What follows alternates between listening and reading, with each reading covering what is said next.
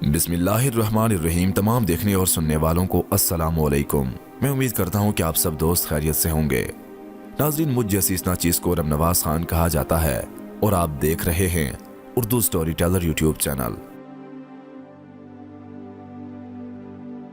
नाज़रीन ग्रामी, यमन के शहर बारूत में जहन्नम का कुआं कहलाए जाने वाले गैर मामूली कुएं के पुरस्रार राज से पर्दा उठ गया।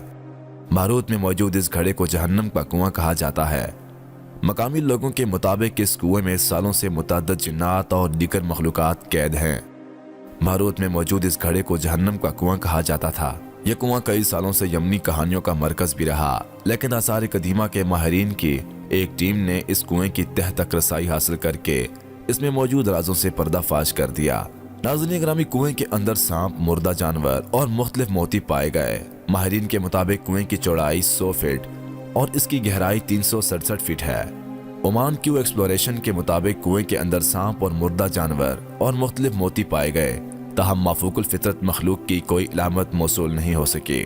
ओमान में मौजूद जर्मन यूनिवर्सिटी ऑफ टेक्नोलॉजी के प्रोफेसर मोहम्मद अल किंदी का कहना था कि कुएं की तलाश का मकसद यमनी तारीख को उजागर करना है।